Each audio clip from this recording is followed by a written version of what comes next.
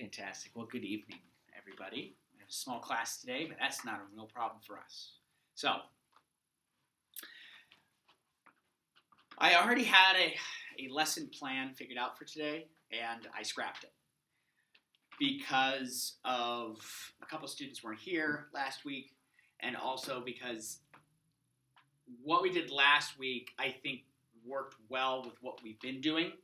And since that combination of not having a couple students and what we did last week, for those who weren't here, what we did last week was we basically did a little bit of review of stuff and then just kind of worked through the passage looking at the prepositions and conjunctions that was on the docket for the day. So we just kind of looked at those and explained them, what they meant in general, and how prepositions and conjunctions worked. And I recited the Schoolhouse Rock song, Conjunction Junction. So basically, we're kind of do that again, minus conjunction, junction, what's your function?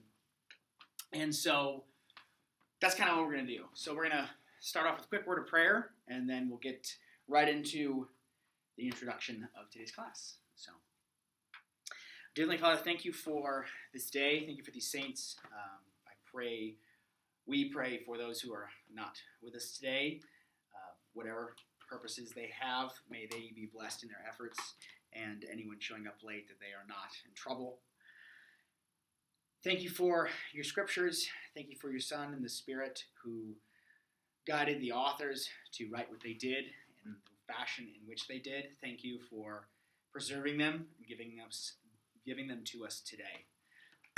Bless our time and give us wisdom in learning and teaching this subject. In Jesus' name, amen. So, our introduction for today.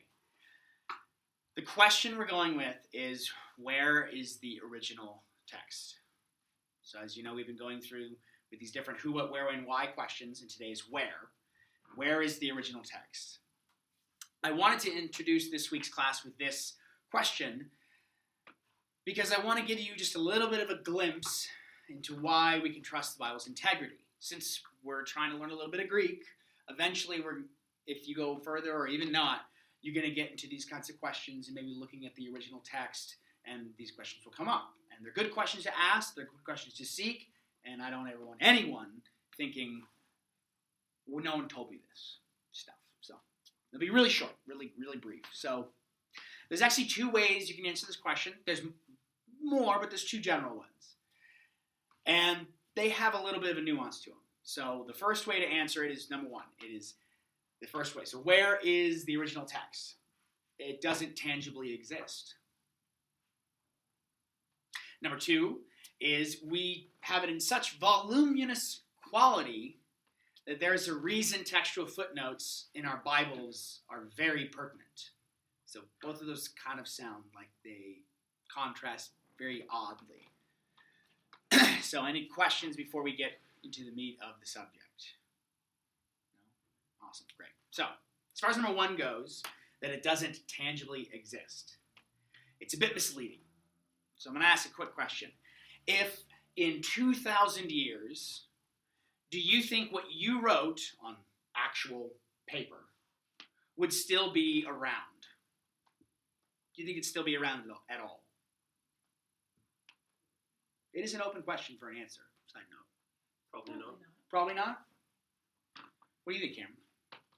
Probably not. No, you don't, oh, everyone agrees. Okay. Well, if you think this is probable, so you think it's not probable, but in any case, in what condition do you think it would be in 2,000 years? What you wrote on a piece of paper.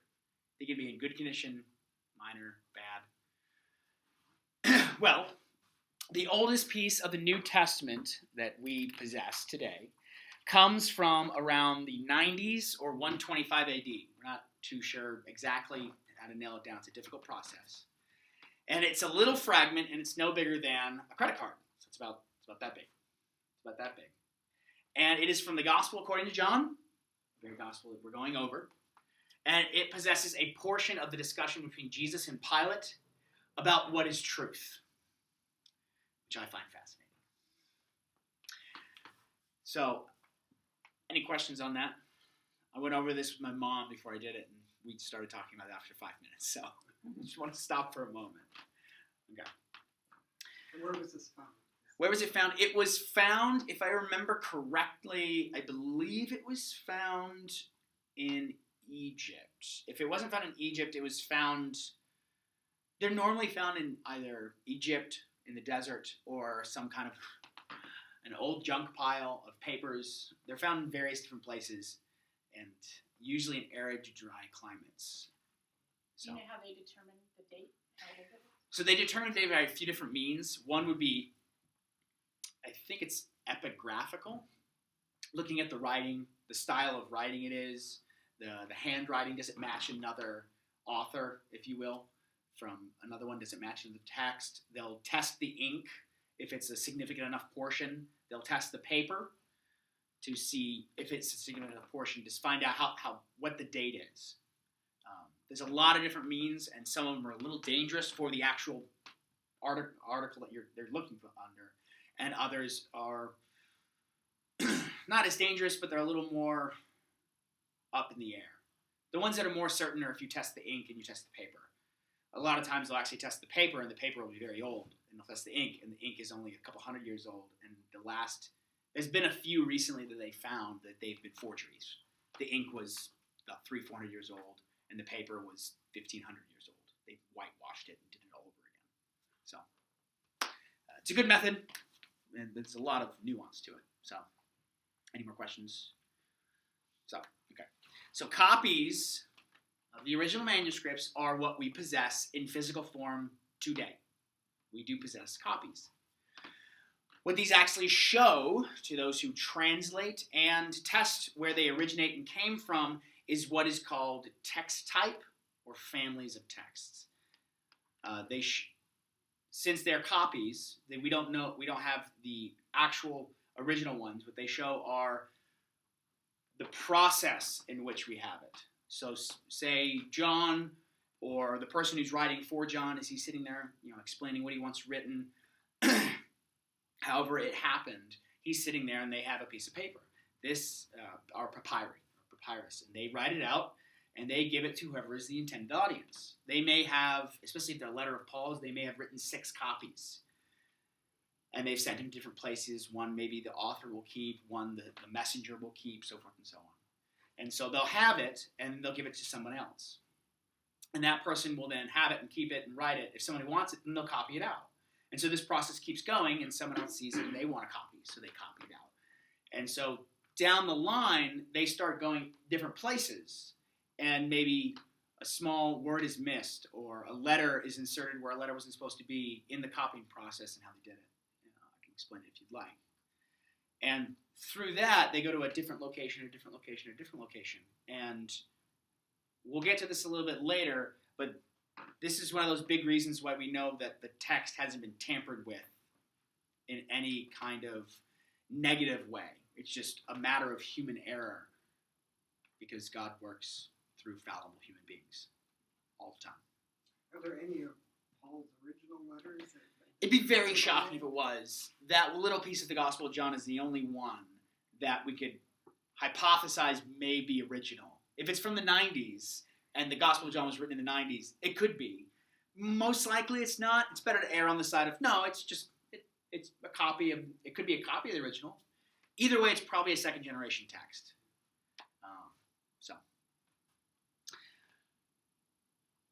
Any more questions?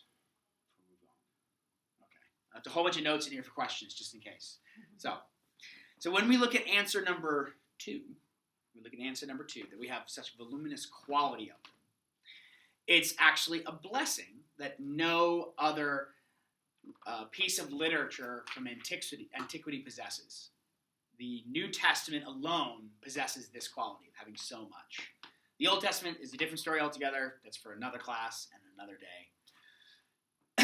But it's true that we don't have the originals. And it's true that we have copies, and copies of copies is that. It's not a lie.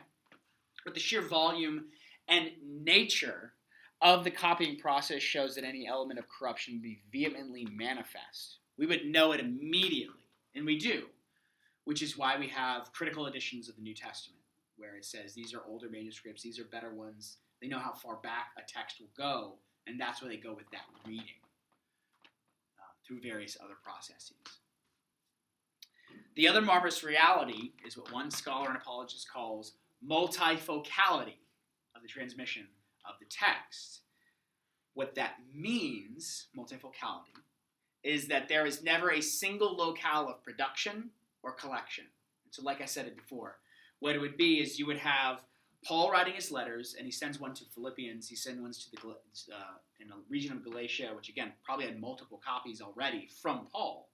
And so what it is, it gets to that church, and they're sitting there, and he tells them to send a letter to another church. So they send that one, and he says, give them your letter too.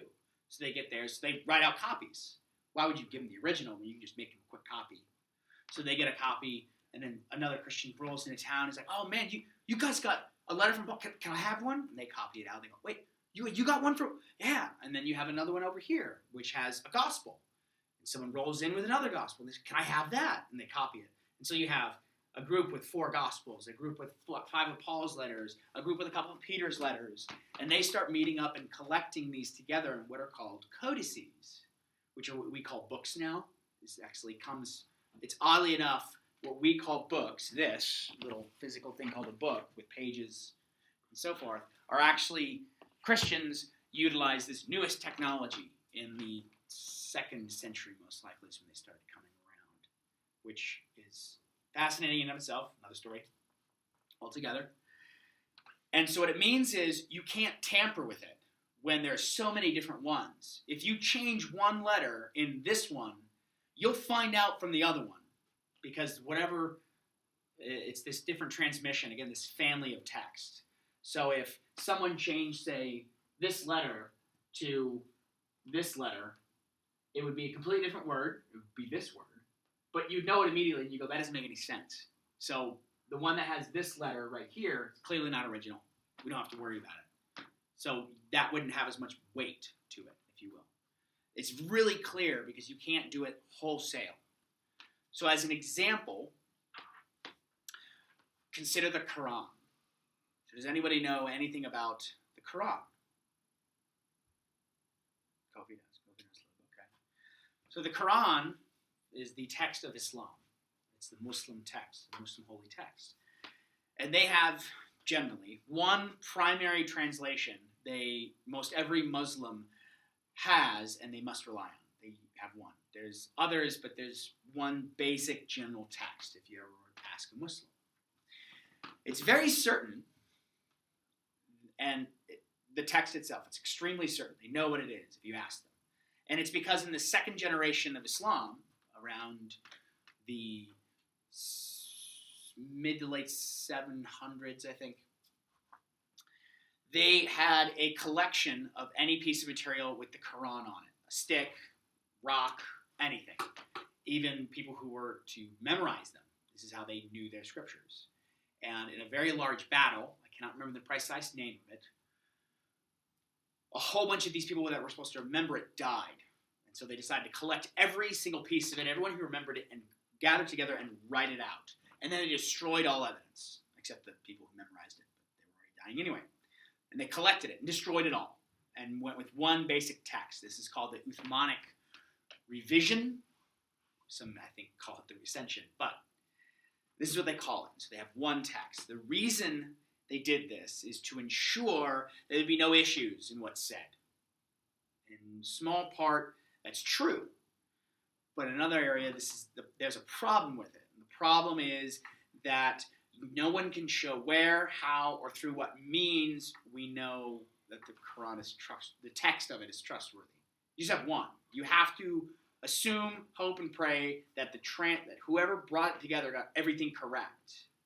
And we know they didn't because of certain hadiths will say, this text was lost, we don't have it, that guy died, and he was the only one who knew it. This text was different. This text was eaten by a sheep or a goat. Yeah, goat. It was eaten by a goat. So there's actually text of the Quran that's completely missing, and they say it is. So that kind of throws a wrench in the whole, well, we have it and we know it. With the New Testament, that doesn't happen. We have so many manuscripts from so many different places and so far back that we have the full text. We just don't have the exact original, which shouldn't be frightening because we don't have the original scroll that Moses wrote on either. What we're relying on is the transmission process. And the transmission process of the New Testament is very reliable. Scribes did a really good job. I was just listening to a podcast today where there's a paper that gives an example of a poor versus a rich scribe, where you would assume that, or not a rich scribe, an uneducated scribe versus an educated one. A scribe that knows Greek would translate something not as good, or copy, not as good as well as one who doesn't know Greek. Because if you don't know Greek, you're just going to copy it. Word for word, letter for letter, line for line. If you know it, you're just copying a word. And so you see the word and you go, oh yeah, that's that one. I know that word. And you may make a small error. So it's fascinating. Again, this is one of my favorite areas of study. So, any questions before we move on? One more. Awesome. Okay. So, rest assured, no one bringing up any manuscript amounts, how many, how few, or textual variants, how many, how few, or anything else of a discouraging nature should bring you to doubt what one scholar calls the tenacity of the text of the New Testament. This gentleman's name is Michael J. Kruger. I mentioned him, I think, in lesson 2 as well. He's an excellent scholar, excellent author. You should read all of his books. They're great. So, any questions before we move forward? Okay. So on that note, not to derail our riveting interest in the transmission of the New Testament, I'm sure you're all excited to hear more about it. You're home to study it up already. We're going to discuss verbs today in Koine Greek. So verbs. It's a very vast topic, and there's very little way we can cover it all in 1 hour, which is basically what we're going to do. So what we're going to do is quite similar to what we did last week. Again, a couple of you weren't here. I hope you did had some time to do some homework. And for anyone watching the video, I hope you're doing some homework in it. It'd help. But no worries. We're going to have fun regardless. At least, I hope we're going to have fun. I think we will. We're going to look at our text under discussion, John 1, 1 through 5, or as much of it we can get done in an hour. And we're going to look at the verbs within it, along with this discussing particular nuance to the Greek verbal system. Not a lot, but some particular nuance to it that English does and doesn't have. That's what we're going to do. We're just going to flow through it and just discuss the verbs. As we do it, we're going to utilize what we've learned already, if you can remember anything we've done, and we're just going to work through John 1 all the way through, or as much as we can get done today, because next week we're not going to be looking at the text anymore. So, lesson 5 I have entitled, Sitting in That 2 Inches of Water While Pouring a Bucket Over Our Head. Last week our title of the class was Sitting in 2 Inches of Water. So we're going through this shallow water. Thank you, Jeffrey. We're using this theme of a very small pool, really going really slowly. So we were dipping our toe in. We're ankle deep. We're splashing around in tide pools. We were sitting in a 2 inches of water. And now we're sitting in the same 2 inches of water. We're not doing anything more, but we're grabbing buckets of water and pouring it overhead. Like, I want to get a little more wet. Just a little more. That's all we're doing. Nothing more. Fun title. I know. I had too much fun with it.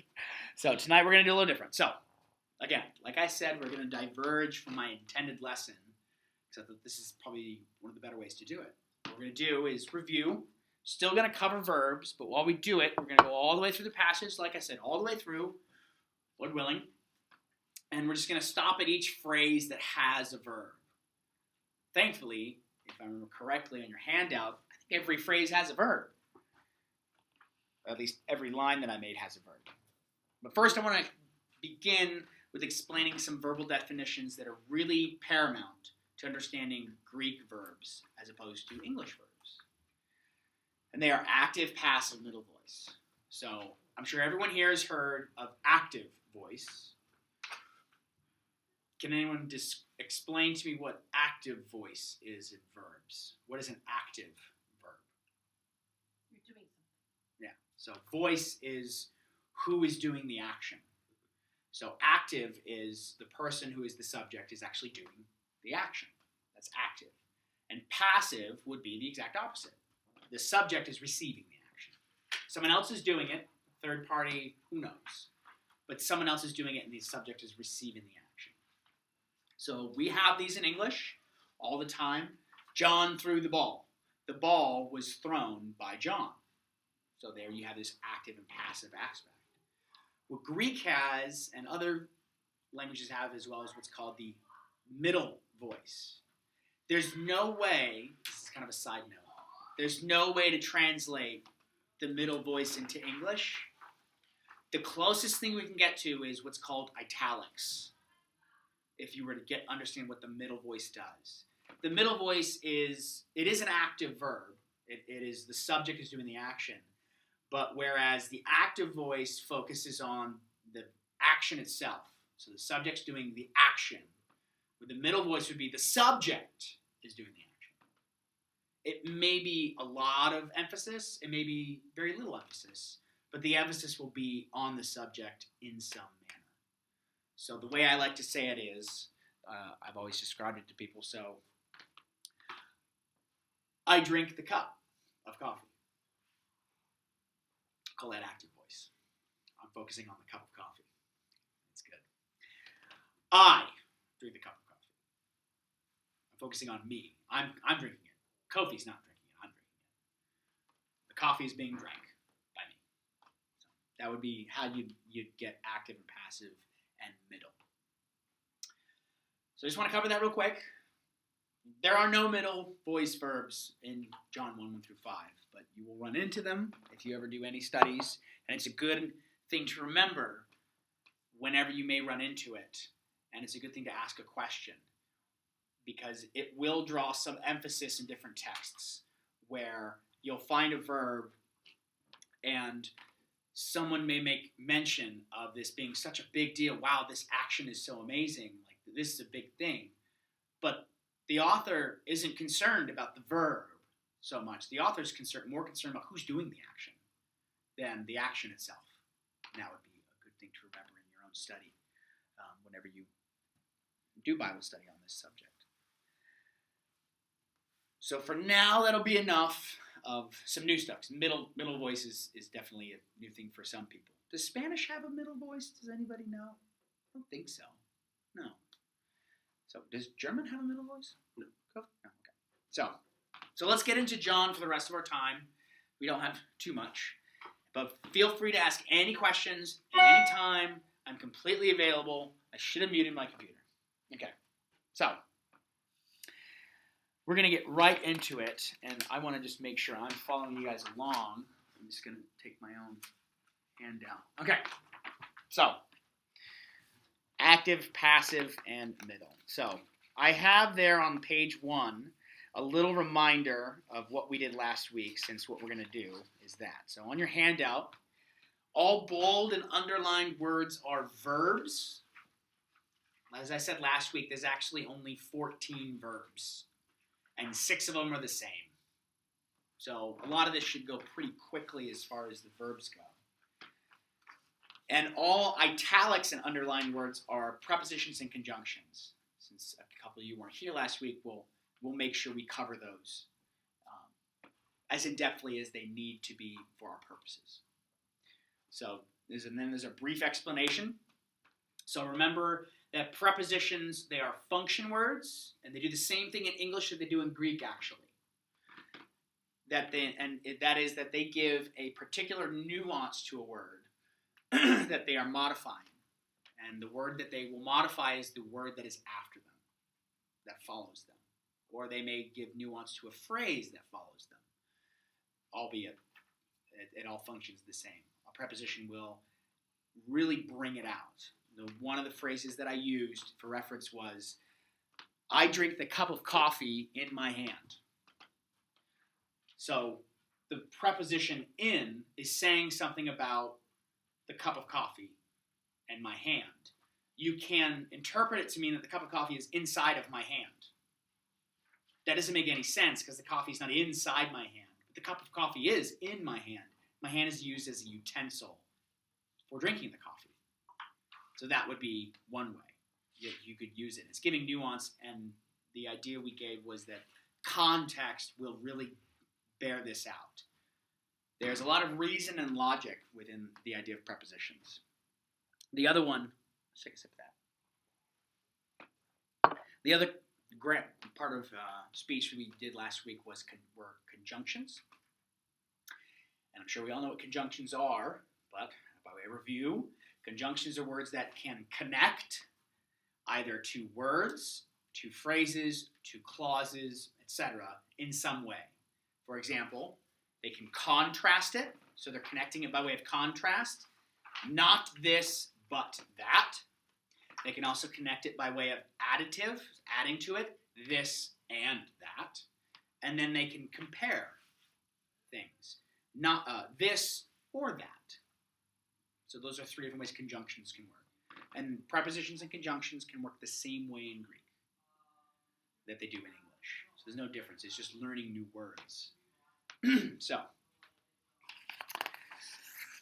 oh man, these double-sided pages are just, this is an amazing invention. I don't know who did that, but they're just geniuses. Anyway, so we're going to get right into it. So, our first phrase that we have is anarchi, anarche, ein halogos. So, we've got a little color-coordinated thing I'm going to do here with each one. This is why we'll see how far we get. So, our first one we're going to cover is we're going to cover this verb. So this is our verb that we're going to cover right now. That is the verb ein, and it is a third-person singular verb. So does everyone remember what person is in grammar? How would you define person? Like first, second, or third person. Yeah. First person, it relates to me. Second person relates to you, and third person is another party. Okay, perfect. Awesome. That works. So third person. So in this case, it would be he, she, it, them, they. But it's singular, so it's he, she, or it. So the verb itself is one of those verbs that is called a being verb. It's a verb of being. Or a be verb, if you were in English. So is, was. This particular word in Greek means he, she, or it was. In Greek, it's not inherently past tense like I have down there. In Greek, verbs do not have time encoded within them and within themselves. Time is not encoded within the verb. That is a different realm altogether. But generally, these are used in past time contexts, which makes them, gives them that meaning. Stop it! Oh, that's okay. Anyway, someone's telling me they're missing class tonight. I already know. Oh. You're not here. Anyway, so it's one of a handful that we call being verbs. There's a lot of different verbs of being, but these are the most predominant ones. They're used all the time. So this verb means he, she, or it was. And it is all of these particular being verbs, which if you go to the last 2 pages of your handout, you actually have a list of them, 3 tables worth. Okay, good, yeah. 3 tables worth. Those are the being verbs. All those are in the active voice. They're not passive. So these particular verbs are always in the active voice. So that's a good rule of thumb, and it's also really easy to remember that. So, but that's for another time, if you will. We'll bring it up. So, this verb means he, she, or it was, and it's the active voice. So the subject is the one that is performing this action, and we're focused on, since it's active voice, the focus would be on the action itself, not the person doing the action, or the subject. So if you remember from lesson 2, when we covered subjects, how to find a subject and an object. What we did is we covered articles and subjects and objects. So I'll work through this one, and when we'll all work through the next one. So what we have here is, what I want to do is I want to find each part of the sentence. So this is kind of how you go through Greek. So what are the articles in the sentence? Articles tell you a lot about a sentence. So this is an article. So here you go. So this is an article. There. That's an article. So this is a masculine article, and it's also in the nominative case. So whatever this is modifying, whether it be a huge phrase or a single word, it's telling me it's the subject of the sentence. Whatever this is the subject of is doing this action of being. So it's followed by the word logos, and logos was one of our vocabulary words. Logos means word. It can mean a lot of other things, but right now it just means word. And I know that it's connected to this because of its ending is omicron sigma, which is masculine nominative singular. It's a second declension word. So this is the subject. So what this is telling me, where is it? Nominative. Where's my colors? Nominative. Yeah, there we go. That's a nominative. Awesome. Actually, I might as well do this too. So I know from this alone that the word he was, and we'll use he because this is masculine. So the word he was. Okay, so what is the word? Then we go to this little preposition. So this preposition is a preposition that means in or in the realm of. It can be translated in a lot of ways, but that's general meaning. And it is only found with the dative case. It will follow dative case words. And so the same way we use our English word in, the Greek word in functions as well. If you ever found in the people would mean among the people. It doesn't mean that they're inside the people, but it's among the people. You can also use it for inside people. But again, there's not a nuance to it. So this is a preposition. It means in. So in, it's modifying this word arche, which is in the dative. I know it's in the dative because of this little iota subscript. And I know that as well because this is a second declension word because of this eta ending. And so this is going to be in the dative. Which color is my datives? This color.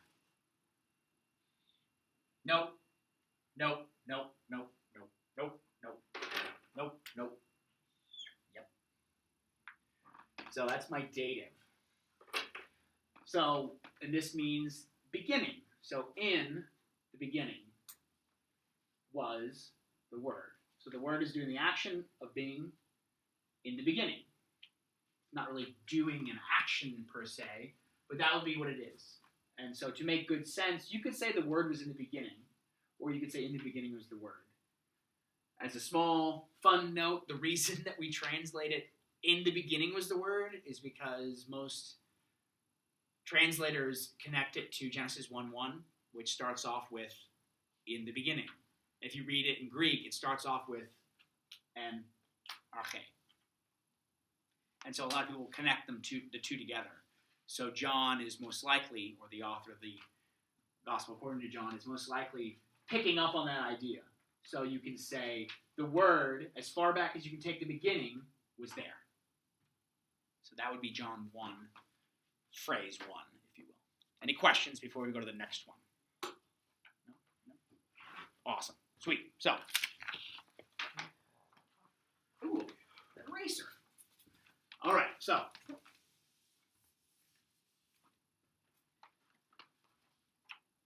Ooh, the next one. Okay, so this has a new word for a few of us here. Ooh, that's a really bad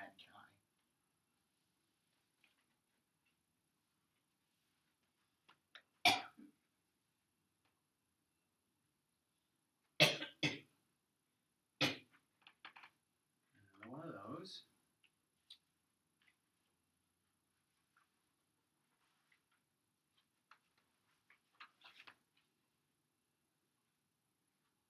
If I'm not writing big enough, just let me know.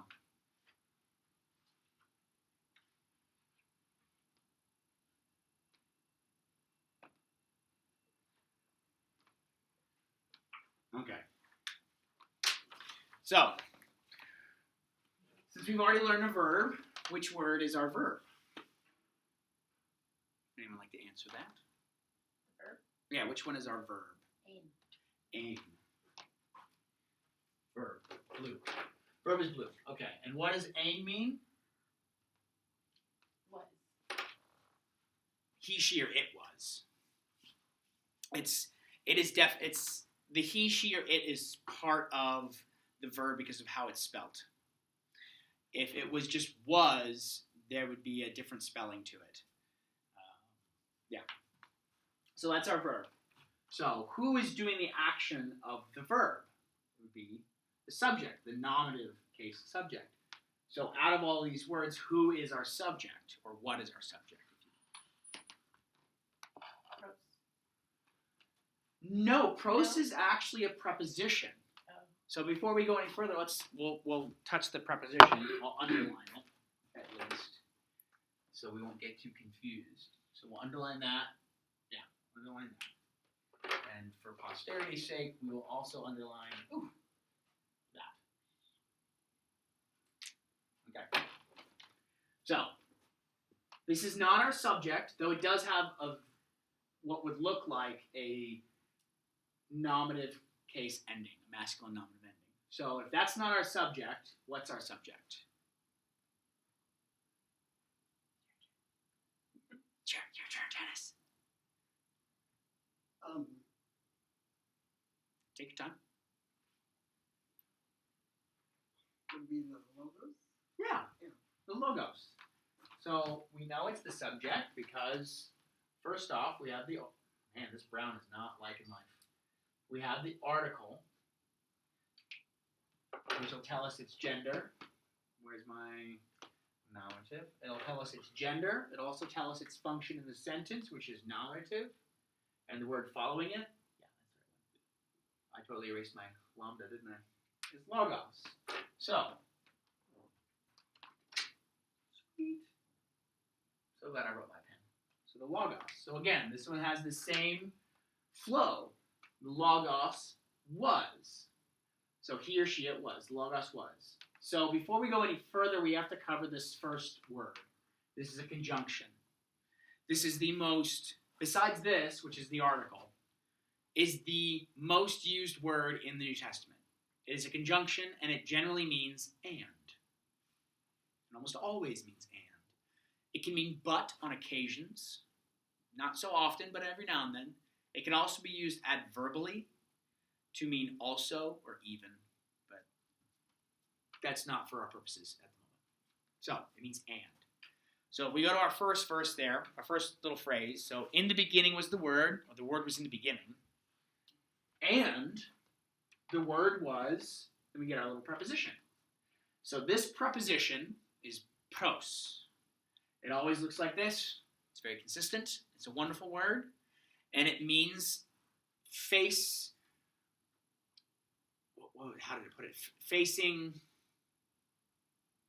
Facing in front of or face to face. It is very relational. It can mean a couple different things, but generally it means face to face. Or we can translate it with the word with or at. So that's generally what it means. With is very common. It can also mean to. So I'm going to the store. Or, yeah, I'm going to the store. You can have it be that. But generally it's with. Kofi and I are Kofi pros Daniel. Kofi is with Daniel. We're face to face. We have a relationship. It's with. It's a very relational word. So if you go through it, you'd go, and the word was with. So the word's doing the action of the verb. The thing that would be receiving action of verbs is called a direct object. And does anyone remember the case of the direct object? What case is the direct object? Accusative? Yes. So these are cases.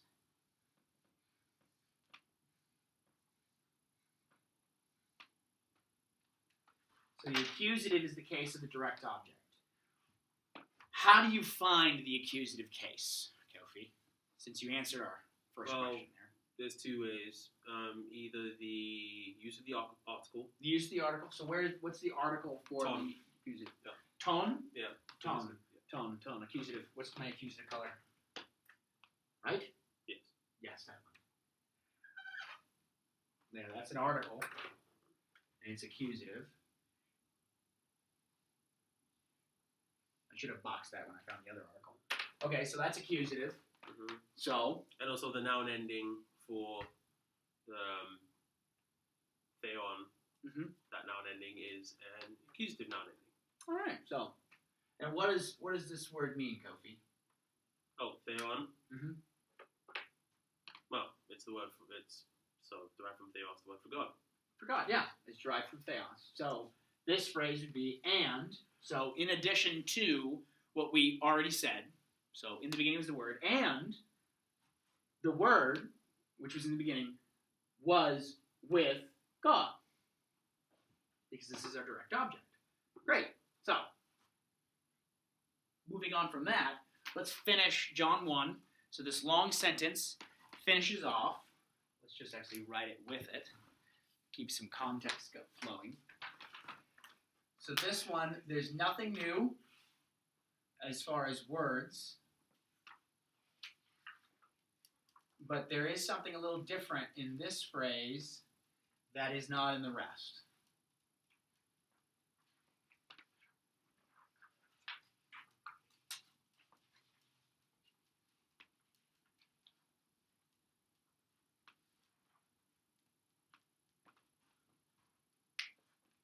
Does anyone notice something in this phrase that's different than all the rest that we've covered so far?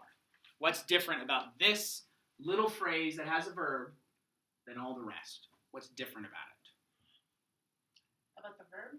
About this phrase. Just About this the- phrase right here. What's different that we haven't seen in all the rest? Well, it's theos instead of theon. Yeah, that's perfect. So there's no verb, there's no case of direct object, if you will. We don't have an accusative, which is the case of direct object. We don't have a dative or a genitive, which can act as direct objects, but generally they're indirect objects. So we don't have any of those. We have two nominative case subjects. So if anyone remembers our discussion from adjectives, this has a very similar function. It's what we would call a predicate nominative. And adjectives would be called a predicate adjective, but side note, leave that off to the side. Be what's called a predicate nominative. And that is a noun functioning as a descriptor. So when you have a noun that does not have an article, this is all extremely supplementary, I know. When you have a noun that does not have an article, it is used as a descriptor of the word that is connected to, and they're generally connected by a verb of being, a be verb. In this case, the verb of being, where's my colors, is this one. We already know what this means. So we know what that means. Oops. We know this is an article. I'm dropping all of my markers. We know that's an article. And then we know this is nominative. You know, we might as well just underline that. It's nominative too. And then we have a conjunction. So this is working as a descriptor of the thing it's modifying, which will generally have an article. Then what we have here is, and the word, which was in the beginning, was with God. And you'd say the word was God. Not God was the word, but the word was God. It makes a little more sense, even though this is before it. This is why, if you remember the English translation I gave, which was the Net Bible, I think this was in week 3, it had, the word was fully God, because it's trying to give that emphasis that this is describing the word, not saying a title. This is more of a title, and the article doesn't necessarily mean it's a title. So this is a title, or a personage, and this is describing a personage. And this is where you get these really foundational elements of the Trinity, that the Son is deity, the Father is deity, they're equally deity. There's no differentiation between the quality of theos, between this theos, if you will. There's no difference in quality. The only difference is that they're both a theos, and yet the person writing this doesn't believe in two theoses. believes in one, or theoi. That doesn't believe in theoi, it believes in theos, which is very odd already. So if you were to be the original audience hearing this, you would, and you weren't already a Christian, you were a Jew or a pagan Roman, you would already just be asking lots of weird questions about stuff. So, any questions before we go on to the next one on your handout there, which would be the next sentence, as the translators have put it? Any questions? Are we moving? What did you call this kind of sentence? So this would be, so the sentence actually goes from enarche in hologos, Or and this it last ends here. phrase. What did you call it? This is a predicate nominative. It's predicated on the nominative. Anyway, so it's called a predicate nominative. It is a noun being used as a descriptor, is what it is.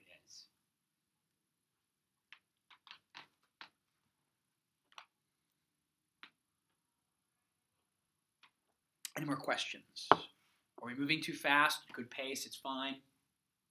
Good. Okay.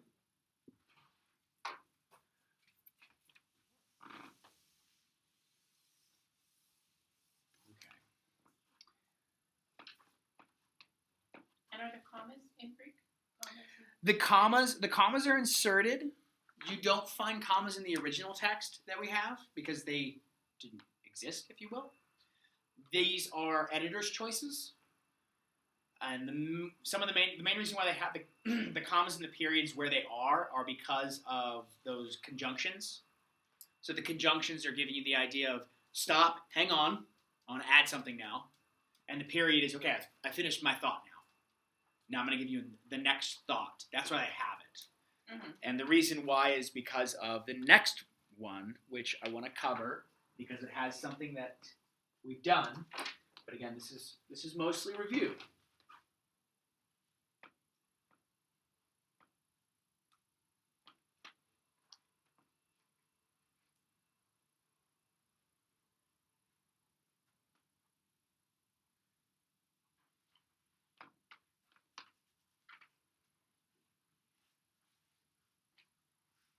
Oops. Let's just get rid of that.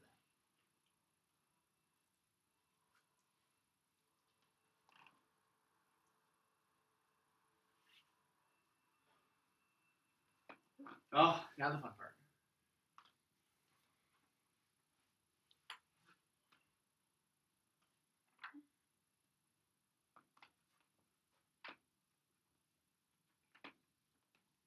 I think I had this memorized now. Okay.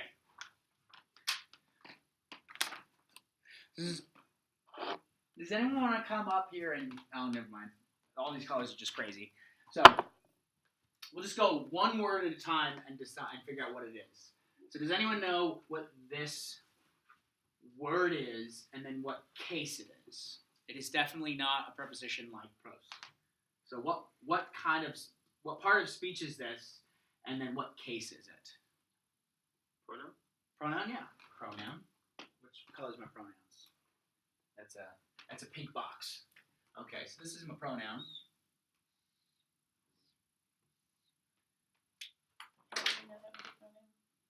How do you know it's a pronoun, Kofi? It's really simple. You really need to. Because that's a pronoun. It's about it. Well, that's a trick question because I recognize it because I read it earlier today. Exactly. Yeah. I recognize it because I learned what a pronoun looks like.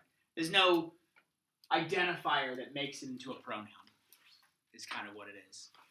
It's one of those things you kind of have to memorize a little bit and see a lot. So it's utos. It is a near demonstrative pronoun. So a near demonstrative would be this and these. This and these. A far demonstrative is that and those. So a near demonstrative pronoun. So this is a pronoun. We covered pronouns a little bit, how they're used, their function. They function just the same as nouns, but they're referring back to something. So this pronoun is referring back to this one. So whoever this one is. So, how's the pronoun functioning there, Kofi, since you identified it for us? How's it functioning? What's its case? Oh, it's in the nominative again. It's in the nominative. Why do you know it's in the nominative? Noun ending. The noun ending.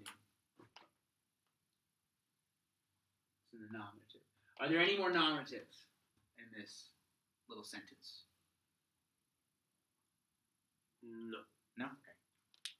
We'll leave our nominative marker down. Okay, so we've got that. So this one. So this one is our subject. It's doing the action. Where's our verb? Which one is our verb? Ain is there again. Ain is there again. Yeah, that's our verb. I don't think we have any more verbs. No, we don't have any more verbs. Ain is there. Yeah, verb. So this one, he was. So that seems redundant. Let's drop the this one and say he was. So we'll figure out who the he is in a moment. So now we have two prepositions sandwiched in between what kind of case? What case word is this? Cameron? What? Dative. Dative. Okay. Awesome. Sweet. How do we know it's a dative, Cameron? Is ends in a dative case. A dative case? And what is the dative case of it? Yoda subscript. Yoda subscript. Thank you. Thank you, Cameron. Yoda subscript. That's our dative. So then we have prepositions are purple. So here's a preposition. Here's another preposition. Okay. And what does this preposition mean? In. So, and we already know this. This is beginning. So he, we don't know who he is right now. He was in the beginning. I'd imagine this is the Logos, because he was in the beginning before. Maybe we're probably talking about the same one. So he was in the beginning. So this is that same word again. Pros. So with. We have this Cody, and I'll just answer that one. That's accusative. We already saw this. This author is a little redundant now. I wonder why. I wonder why he's a little redundant. That's an article. Let's box that out. Boom. Article. So this is a little redundant. So the author has told us that the Word is in the beginning, and the Word is with God, and the Word was God. So now it's bringing all of those different disconnected ideas together. Before it had them disconnected and strung together with these conjunctions chi. And so now he's bringing all of them together just to make sure you get the picture. That the Word is not the same God. It's not the same theos. It's theos, but it's not that theos. If that makes any sense.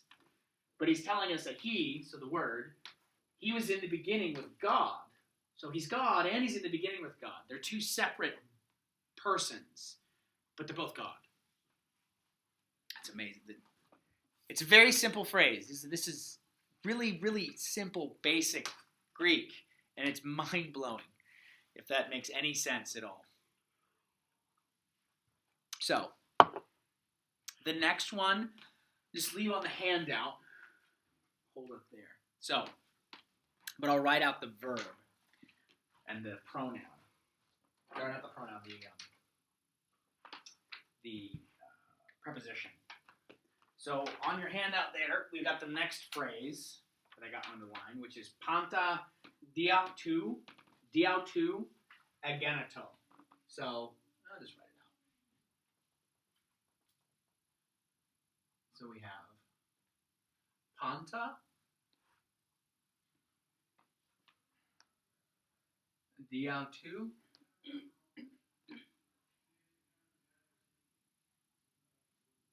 ageneto. So, I might as well.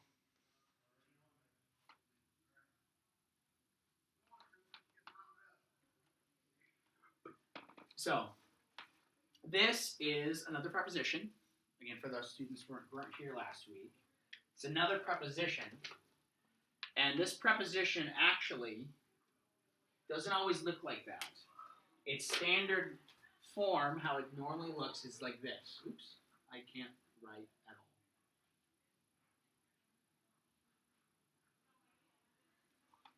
Dia. the reason this alpha drops off is whenever prepositions that end in a vowel are followed by a word that begins in a vowel, they drop their vowel. And they're actually pronounced with the following word. It's what's called euphony. It sounds good. Eu is a Greek word for good or pleasant, well. And then phony means is a word coming from the word for sound or voice, if you will. So euphony, good sounding. So it sounds better. Instead of saying dia autu, you'd say dia autu. It just flows better. Greek does this a lot, which we have a lot of fun in Greek class on Saturday mornings, talking about why they're doing that. And the answer very often comes back to because they don't like how it sounds, so they change it. So, and this word means through or because of. So they both have the same connotation. Again, prepositions really focus a lot on context. So we've actually covered this already with this word en and pros, where en has really not been so much as a tangible idea inside of something, but more of a temporal locative idea, especially mostly located temporal, but still this locative. The beginning could be some kind of location, if you will, beginning of all things, or again, it could be a locative. The beginning is beginning of time, i.e., before time was even. So there's a lot of context to it. So this is a pronoun for the word all, or all things, and it's plural. Because of this little ending right here. This is a neuter plural pronoun, all. So all things through him. So this is another pronoun. Oh man, I might as well do it. All things. All things through him. So all. So this pronoun is actually our nominative case.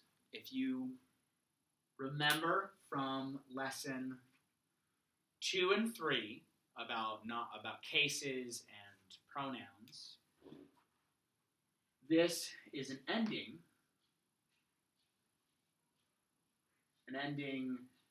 of the second declension for neuter gender words. Gender? Yeah, neuter gender. So it can either be nominative or accusative. And the only thing that'll bear that out is the rest of the phrase. So in this case, because of this pronoun, we know it's going to be nominative and this is the subject. So, all things is our nominative case. Through, or because of, or even by means of him. So, this is, what case is this? This word, this pronoun, what case is it?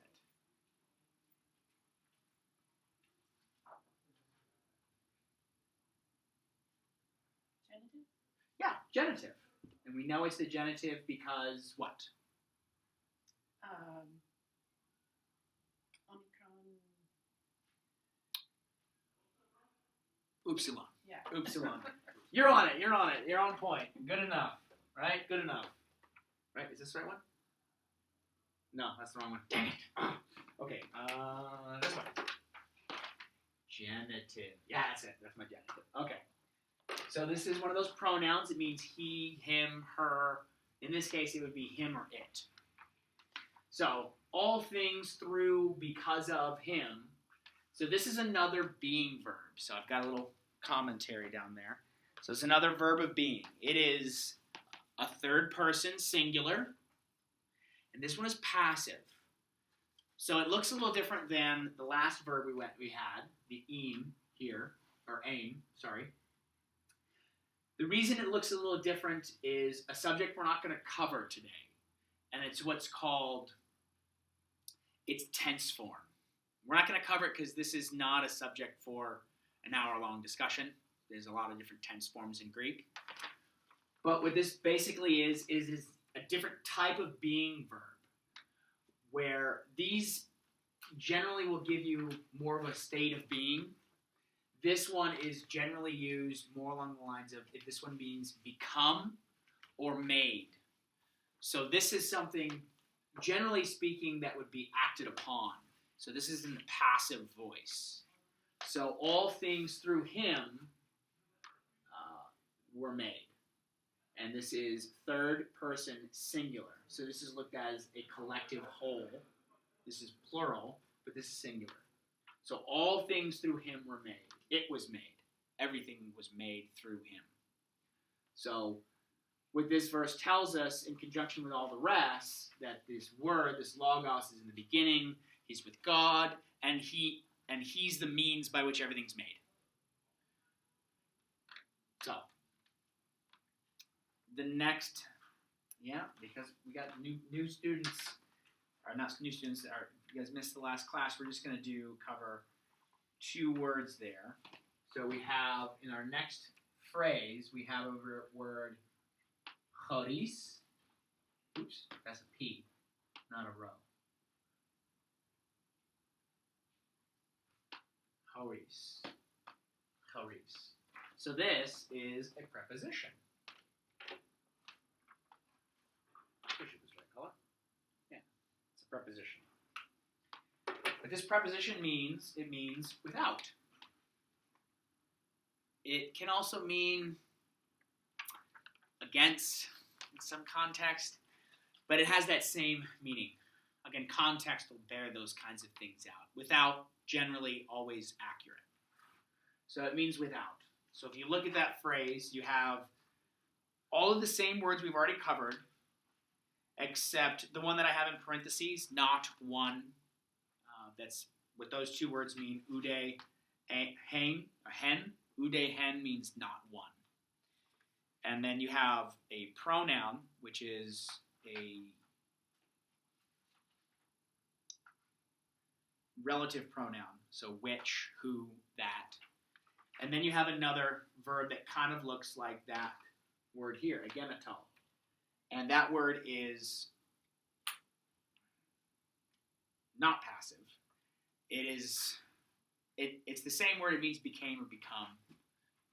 Don't worry about a specific right now. Just consider that. So what that phrase says, it says, and nothing. So nothing, and without. So without him, this autu, it's there again. Without him,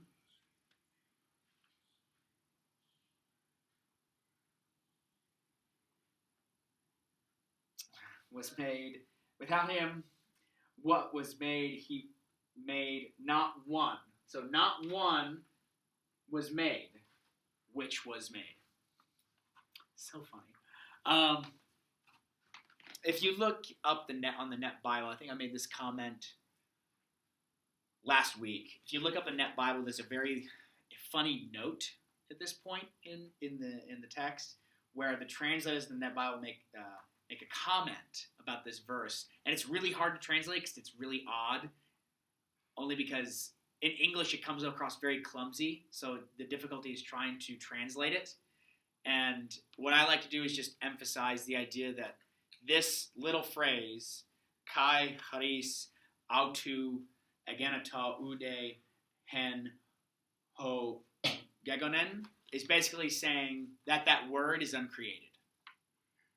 He's necessary for creation, and he is uncreated, is what it's saying. Because it's really clumsy English. And without him, not one thing that is made is made. It's really weird. But it's the same verb again. It's using these verbs for things that are created that rely on something else. So any questions before we get to those last couple? Because we've only got a few minutes left in class. So I just want to do the last couple verbs since they're the words that we haven't gotten to yet. Any questions? Are we tracking? Everything making pretty all right sense? I will take silence as a yes. So, So in the next two, the verbs are the same, and we also have a couple more prepositions that are the same. So the in, the and, that one means was. And with that last one, we have another verb. So there's another verb, and it's a third person singular verb down there. But this is active voice. So this is another active voice that's not a being verb. So it's not a being verb, it's an active voice verb. We've got a couple passives. So this one is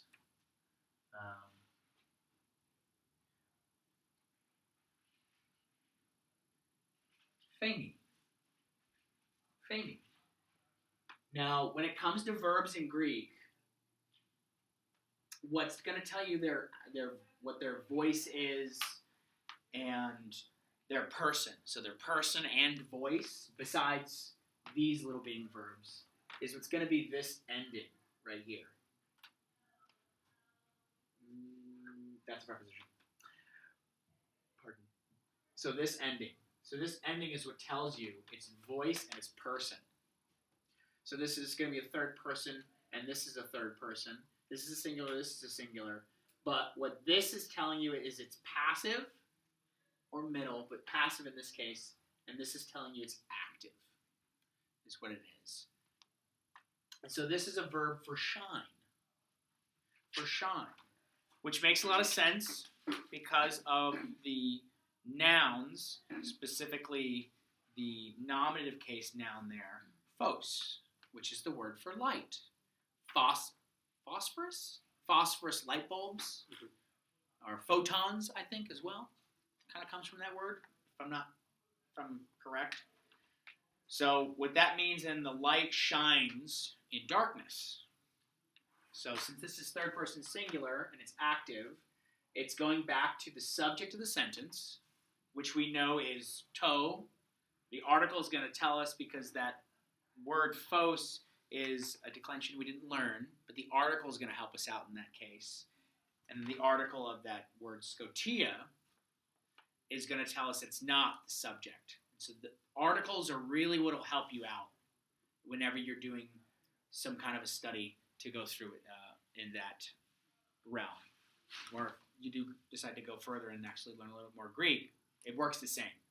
It always helps even the people who know Greek how to find different words. So that word means shines.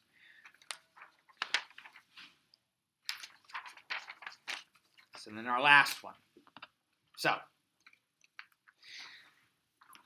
going to write this one out. This is the last one. Let's cover that up. Okay, so the last one. Okay. E.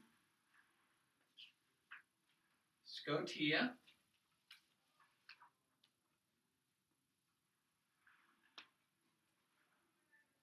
I want to take this opportunity to thank Cameron for showing me how to get a Greek text on my keyboard at home so I can put all these little things in print. Ooh, and let's put that up there. I'll just copy it. And this means no. It also means, let's make my O a little more legible. Or it means not. And then our verb.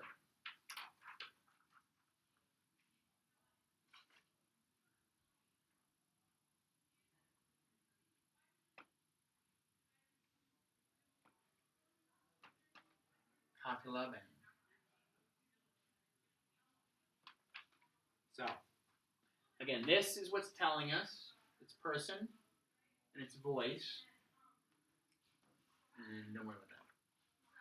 So last week, when we talked about prepositions, I discovered this, or not discovered this, discussed this, that sometimes in Greek you have certain prepositions that can combine and contract into verbs and make a different word that means something completely different what the verb is, or they combine the meaning of the preposition and the verb.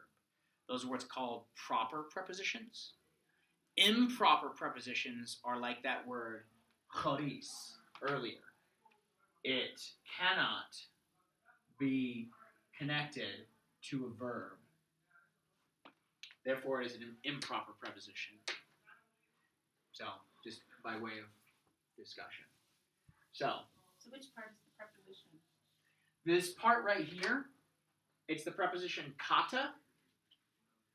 And I was actually looking up just in case anyone asked me what it meant. I think it goes there. So kata, and it means according to, against, through, under. It means a lot of different things because it is a preposition that's connected to a lot of different words.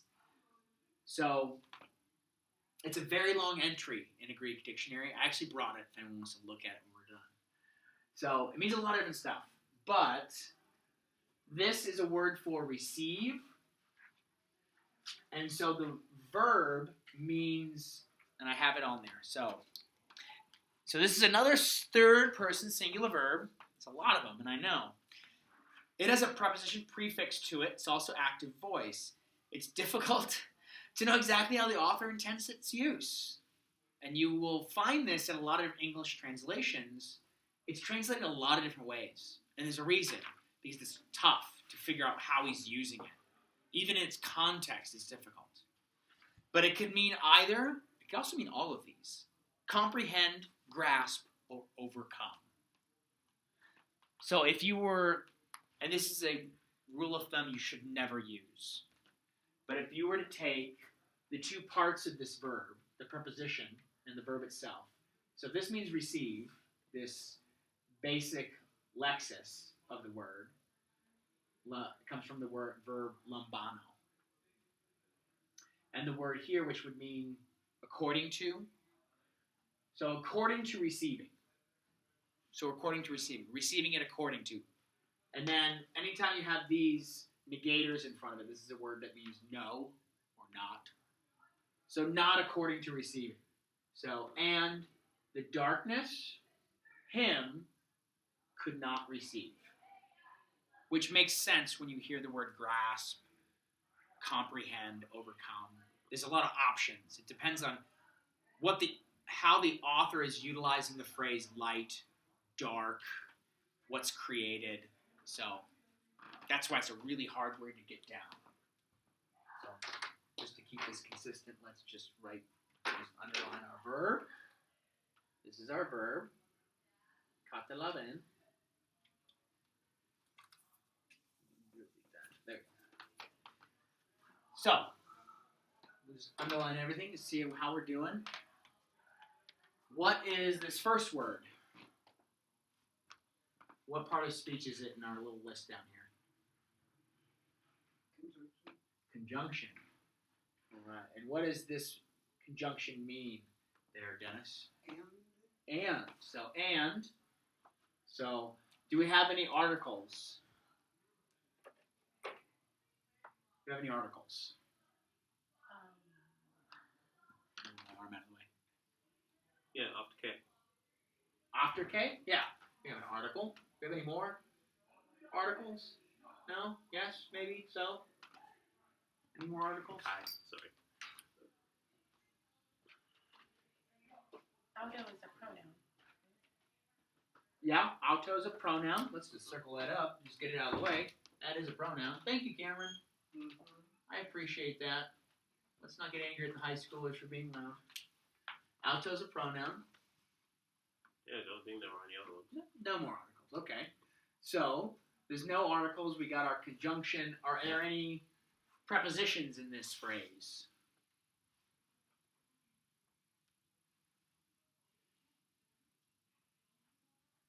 We only learned 3 or 4 prepositions. Yeah, 4 prepositions, so there's not going to be any more. So all the prepositions that were in John 1, 1 through 5 would be in this one. If there are none, then a no is just fine. So there's no prepositions. So this word is one of our nouns. How is this functioning in the sentence as far as its case? What case is scotia?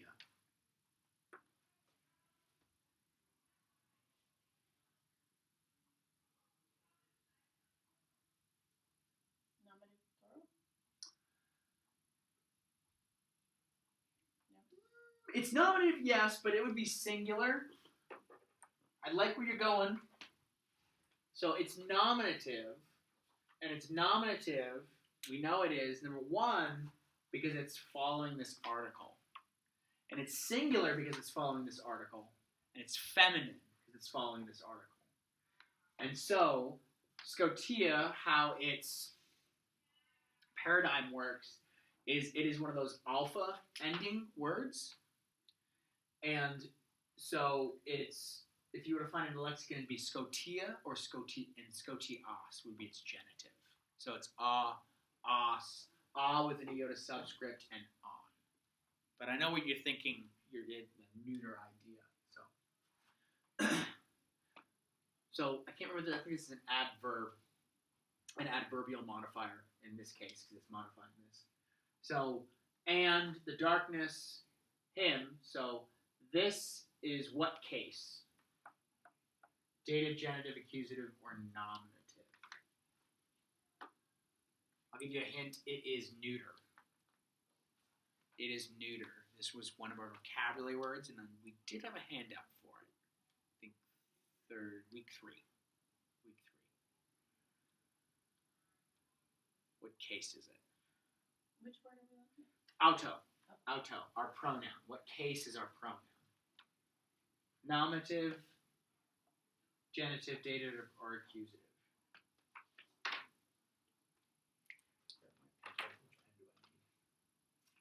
Which pen do I need? That pen. Cameron, what case is that? Accusative? That's correct. Wait. There we go. Accusative. Why is it accusative, Cameron? That's the one for conjunction. Oh! No. That's the one for dative. Yeah. You know, all I ask for are markers that have the right color to them. That's all I really ask for, you know? There we go. Thank you, Kofi. Thank you. Why do we know that that is accusative, Cameron? It could be either nominative or accusative, but considering we have a nominative already, it would most likely be the accusative. That's right. Yeah. The omicron at the end tells us that it could be either or. And that's great. Logic. It's a wonderful thing. Oh. I should probably boop. Put that right there. Okay. So there we go. That is John 1, 1 through 5 in Greek. And I can't believe it. We actually did it in an hour. I'm shocked. Quite honestly. So, any questions? You guys want to go through it all over again? No? That's quiet. All right, you guys want to do it? All right. So, John 1, 1 through 5 in Greek. N-R-H. Sorry, no, we're not going to do it again. I want to memorize it in Greek. I know, I do too. I used to actually do sound checks in the morning, and I'd say John 1, 1 in Greek. It'd be a lot of fun, actually. It'd be a lot of fun. The further you go in Greek, you get a little bit more nuance to the phrase, to the passage, and you get even more. And then when you start going further in John 1, chapter 1, it even gets more fun and more delightful. The first time I read through it, I did cry. It was pretty awesome. When I got to "and he tabernacled among us," that's when it hit me. It was awesome. Anyway, my sissiness aside. So, any questions before I go over homework? That is optional. It's always optional. Clearly, some people do their homework and others don't. This is a pass-fail class. You choose to pass, you choose to fail.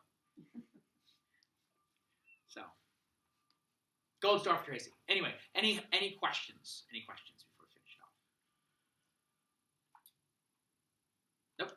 Okay, so the homework, again, is optional. I want you to go over the verbs of being. And anything else you want to go over. They are also the vocabulary words for this week. And what I will do is I will send in the email for this week. I totally forgot it last week, and I gave the wrong subject line. I will give all of the handouts in the vocabulary lists again. So if you want to go over it again, and last week's video is up still, and this one will be up. This one will probably be up either tomorrow or Thursday. Since I don't work Thursday, it'll probably be up Thursday because I work tomorrow. And I have a coffee date with a wonderful family and a brother to attend to. That's tomorrow, right? Yeah, okay. So, anyway, so go over those. They're the vocabulary words for this week. This is actually the most vocabulary words we've ever had here in class. We actually get 6 times 2, 18 vocabulary words. Yay! No one else is excited. Anyway, so you get them all there, and this is, you can memorize them if you'd like. I would totally suggest memorizing it. They're a lot of fun. But mostly, if you do ever, you want to utilize these for study, you can look up a Greek text and find different words that are connected to them, and you can see how they're being used. And the coolest ones that we're not covering are that table 3 are future verbs of being. I will be, you will be, he, she, it will be, we will be, you will be, they will be. So in your English text, so this is for future reference for it, how you could utilize it. In your English text, whenever you see the word you, is it plural or singular? Is always a question everyone asks. And with this,